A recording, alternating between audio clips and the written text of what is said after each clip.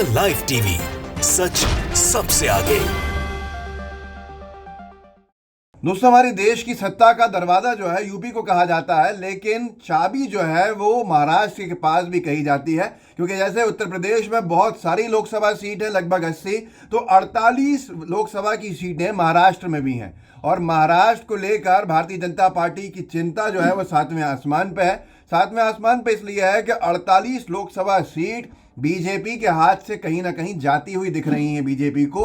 और लोगों का मानना है इसीलिए महाराष्ट्र में सरकार जो महाविकास अघाड़ी की थी उसको गिराया गया, ताकि कहीं ना कहीं लोकसभा में शिंदे जी की सहायता से जो फ्रैक्शन शिवसेना का तोड़ा गया, बीजेपी ज़्यादा से ज़्यादा लोकसभा सीटें बढ़ा सके। लेकिन अभी हिंदुस्तान टाइम्स ने एक सर्वे छापा है, उस सर्वे ने बीजेपी के नेताओं की नींद उड़ा के रख दी है। और यहाँ तक के कहा जा रहा है कि इसी की वजह से देवेंद्र फडणवीस जी को नागपुर से जो आते हैं मुंबई से लोकसभा चुनाव लड़ाने की तैयारी भारतीय जनता पार्टी कर रही है। डर इस स्तर के ऊपर आ जाएगा बीजेपी या किसी ने नहीं सोचा था। अमोक करके हैं, उन्होंने लिखा है कि बिग ब्रेकिंग, हिंदुस्तान टाइम्स की रिपोर्ट के हिसाब से बीजेपी की जो ग्रिप है महाराष्ट्र में लोकसभा चुनाव से 2024 के लोकसभा चुनाव से पहले ढीली हो गई है। भारतीय जनता पार्टी ने एक सर्वे कराया है अपनी एक एजेंसी के माध्यम से 48 लोकसभा सीटों का। ये हिंदुस्तान टाइम्स की रिपोर्ट ने कोट किया है कि बीजेपी ने हिंदुस्तान टाइम्स के हिसाब से एक सर्वे कराया है अपनी एजेंसी के माध्यम से महाराष्ट्र की 48 लोकसभा सीटों में क्या हालचाल है। तो उसमें जो चौंका देने वाले परिणाम आए हैं वो ये हैं कि महाविकास अघाड़ी आधी सीटें यानी 24 सीटें जो है वो विजय हासिल करने की स्थिति में है, और भारतीय जनता पार्टी की सीटें कम होते हुए 24 पर ही रहने वाली हैं। ये बीजेपी के लिए चिंता का विषय इसलिए है कि ये भारतीय जनता पार्टी इससे भी खराब परफॉर्मेंस करने वाली है, ऐसा उसके लोगों का मानना है, कहीं ना कहीं जो सूत्रों के माध्यम से मीडिया रिपोर्ट्स में आ रहा है। अब भारतीय जनता पार्टी ने लिखा है कि काउंटर करना चाहती है, ये एंटी नैरेटिव जो है देवेंद्र फडणवीस, आशीष शेलार को मुंबई की लोकसभा सीट से उतारने पे।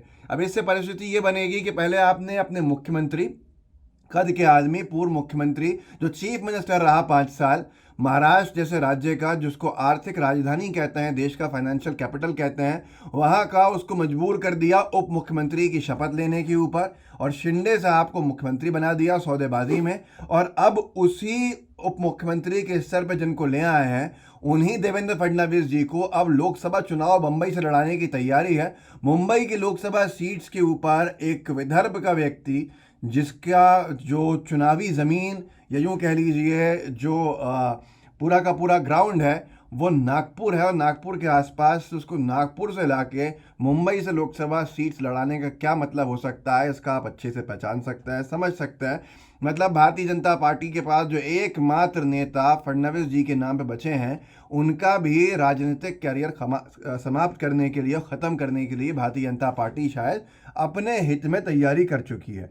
और ये भी हिंदुस्तान टाइम्स की रिपोर्ट्स का हवाला देकर इन्होंने लिखा है अमोक ने, कि उसमें ये भी लिखा गया है कि कहीं ना कहीं देवेंद्र फडणवीस जी को पूरे राज्य से ख़त्म करने की तैयारी चल रही है राजनीतिक तौर के ऊपर।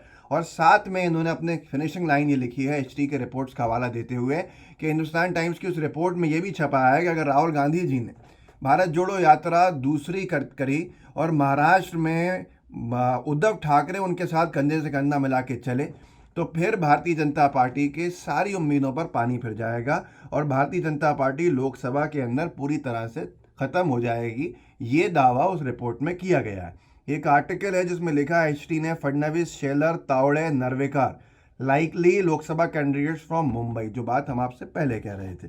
अब ये इन कैंडिडेट्स को उतारने की तैयारी है। राहुल गांधी जी का जो मैजिक है वो देश के हर नौजवान के सर चढ़ के बोल रहा है, चाहे उनकी लद्दाख लद्दाख की ट्रिप हो, या उससे पहले की भारत जोड़ो यात्रा हो, या मैकेनिक्स के बीच में जाना हो, या हॉस्टलर्स के बीच में जाना हो। और अब जब राहुल गांधी जी फिर से एक बार कारपेंटर्स के बीच में गए तो जो दीवानगी थी वहाँ देखने लायक थी।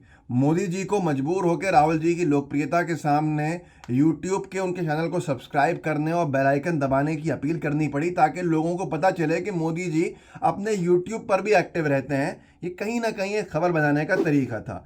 अब यहाँ पर मैं आपको दिखाता हूँ, श्रीनिवास बीवी और बहुत से लोगों ने डाला है, हर दिन हर पल जुड़ रहा है भारत। जब राहुल जी पहुँचे हैं उस मार्केट में कारपेंटर्स के कारखानों में, तो आप देखिए वहाँ क्या हालात था, लोकप्रियता के क्या हालात थे, और उसका डर बीजेपी के नेताओं में और इस सर्वे में किस तरह से साफ दिखता है। देखिए इस वीडियो को।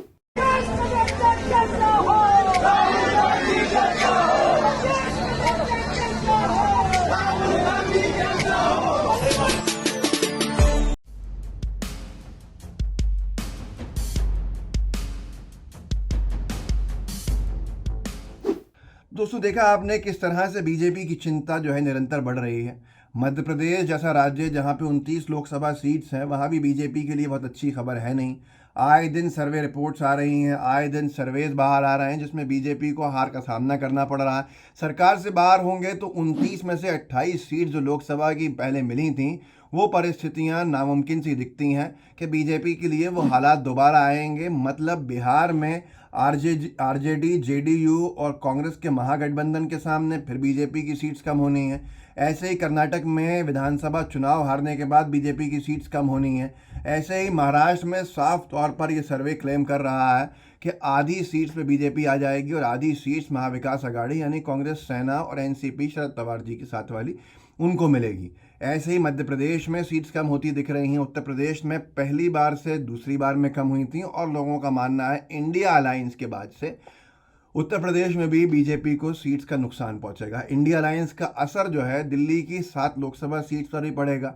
तो ये परिस्थितियां बीजेपी के लिए कहां से कहां जाएंगी लेकर, ये तो वक्त बताएगा। लेकिन बहुत काबिल लोगों का मानना है अगर इंडिया अलायंस एक अच्छे नंबर्स की सीट्स के ऊपर सिंगल कैंडिडेट कंसेंसस के साथ देने में सफल हो गई तो फिर हालात बदलने से बीजेपी की पूरी टीम नहीं रोक पाएगी और भारतीय जनता पार्टी सत्ता से बाहर हो जाएगी। तो ये हालात बीजेपी के लिए चिंताजनक हैं, क्योंकि जम्मू कश्मीर में भी जो बीजेपी की कोशिशें रही हैं वो सब नाकाम रही हैं। और ऐसे ही हालात कुछ हरियाणा में बने हैं। हरियाणा में भी बीजेपी से नाराज़गी लोगों की सर चढ़ के बोल रही है। दुष्यंत चौटाला बीजेपी के साथ जाके उप मुख्यमंत्री तो बन गए, लेकिन अपना आगे के भविष्य को राजनीतिक तौर पर पूरा समाप्त कर गए हैं। तो ये सारी की सारी चीज़ें जो हैं बीजेपी को कहाँ लेके जाएंगी, मोदी सरकार बचेगी नहीं बचेगी, उसका अंदाज़ा आप लगा सकते हैं। क्योंकि मध्य प्रदेश, राजस्थान, छत्तीसगढ़ के सर्वेज भी बीजेपी के हित में नहीं है, जिनके विधानसभा चुनाव को सत्ता का सेमीफाइनल कहा जा रहा है। तो इस वीडियो को आगे बढ़ाइएगा, लोगों को जागरूक कर सकते हैं, कीजिएगा। आपके पास सोशल मीडिया पर ग्रुप्स होंगे, व्हाट्सएप के, फेसबुक के, ट्विटर के, तमाम जगह के, उनमें इसके लिंक को आगे भेजे, शेयर कीजिएगा, बढ़ाइएगा, अपने साथियों को दिखाइएगा ताकि जागरूकता हम बढ़ा सकें। लाइव टीवी को सब्सक्राइब भी कीजिए, बेल आइकन भी दबाइए। जय हिंद, जय भारत। द लाइव टीवी, सच सबसे आगे।